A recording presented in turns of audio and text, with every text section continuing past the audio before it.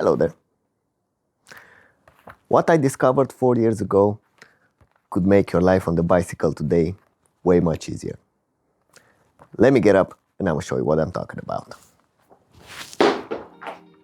Alright, first of all, let me explain what is the basic shifting method of gears. The small chain ring, which I'm in right now here, okay, and you can see the big chain ring. Each of these two chain rings has its own dedicated cogs, and they also have together a few common cogs. So, for example, 1, 2, 3, which I'm in, and let's say 4, so the first 3 or 4 are exclusively dedicated to the small chain ring. These ones, the more difficult cogs, the smallest one in size, are dedicated. So let's say the last 3, 4, so up until here, 9, 8, 9, 10, and 11 are dedicated to the big chain ring.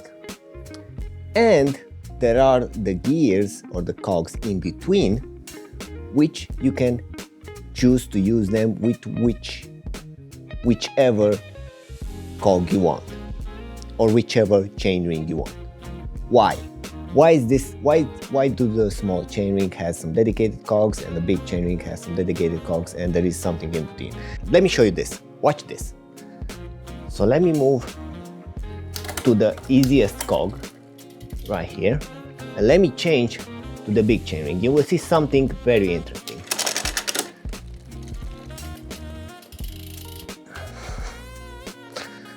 All right, look at the angle of that chain. That does not look normal at all. What you're doing here is like you have to push more because it's more difficult to push because the friction is higher at this angle for the chain. You're wearing down your chain and you have to push more watts into your pedals in order to move at the same speed. Having the chain at this insane angle, it's not normal. So moving big chain ring, big cog, or the easiest difficulty, it's not recommended. You will wear out your cassette, you will wear out your chain ring, you will wear out your chain, and it will be much more difficult. And look, I'm show you for the same thing on the other side. All right, and now I'm moving to the small chain. It doesn't even look. Yeah, you will destroy your bike like this. If I'm on the small chain ring, I need to move a little bit on an easier gear here as well. See, here is normal, here is normal, here is normal, normal, normal.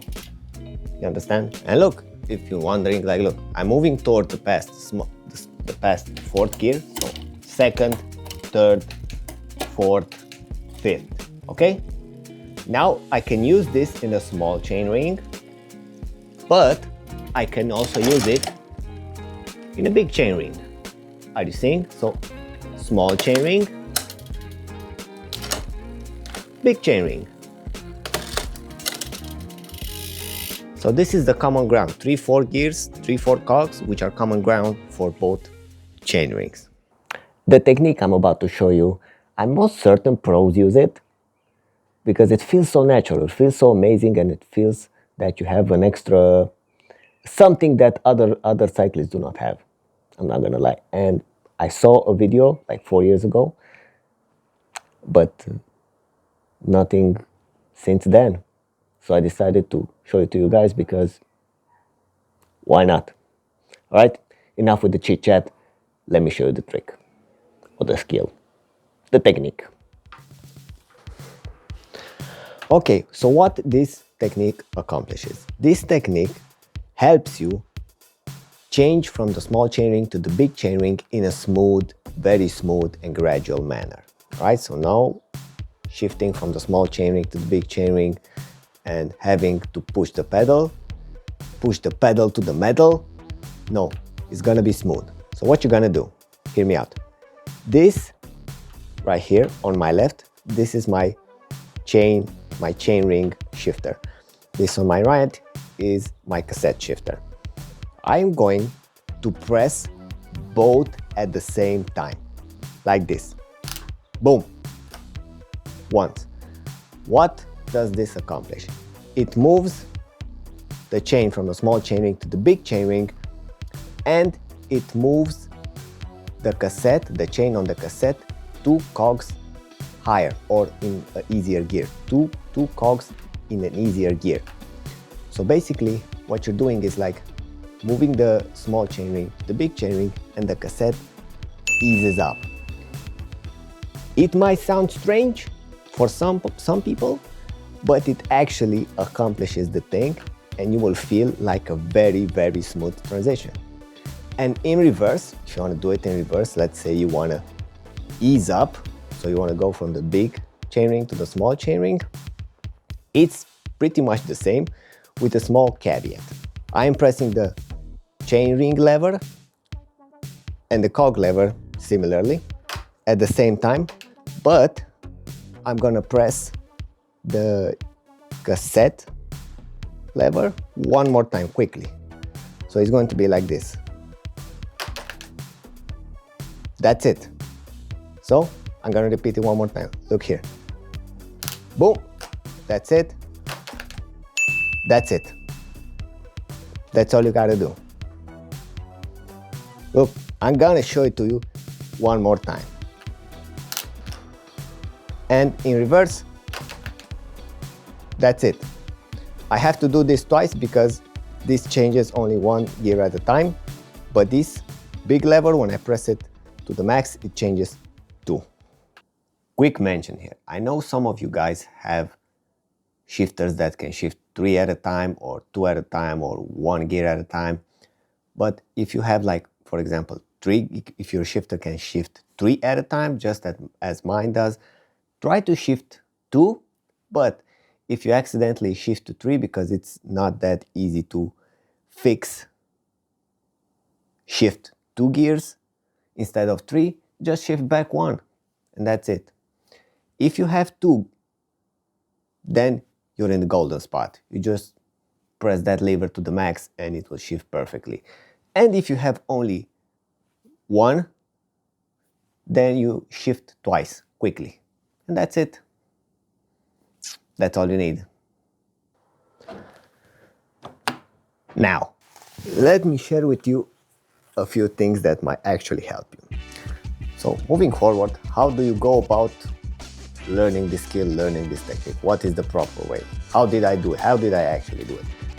Well, it's kind of simple, but there are 3 things you need to consider. First of all, your hands are not used to shifting both levers at the same time. You're used to braking at the same time, but not shifting at the same time.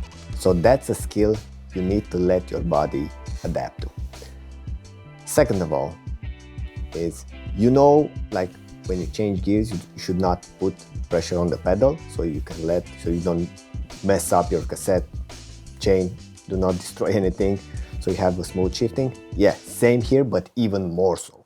So what you're gonna do here, in the same fashion, when doing this shifting, both shifting at the same time, you wanna ease up on the pedal, let the chain move.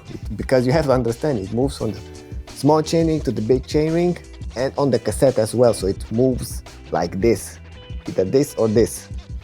So it has 2 movements, okay? Third of all, and probably this is the most important one, practice this in an empty parking lot, empty space, because once you start practicing this and you're on the road where there are cars, trust me when I say to you that you will pay attention to what you're doing and you will totally forget about the car. So a no on practicing this on a busy road. Some people might learn it faster, some people might learn it slower, but once you learn it, oh boy, you feel like you have superpowers. I'm not gonna lie. No more that, none of the let me change to this big chainring and now let me mash in the pedals. None of that. You will feel very smooth. You will feel like I have an extra knowledge. You will see that the cyclist over there, ha, you don't know this skill. Let me show you how it's done. Yeah, And when should you use it? When should you use it? This is like the last question. Like, to be honest, whenever you feel like it. I don't think there is particular scenario. Whenever you feel like you need to change from the small chaining, big chaining, yeah, use it. Trust me when I say to you that your body will know, your mind will adapt to the road, you will start understanding it more and more, you will start feeling it, you will start knowing when to shift and when to use the technique. Well, not much else to say, guys, but since I told you so much about this technique, it's time to go and practice it myself.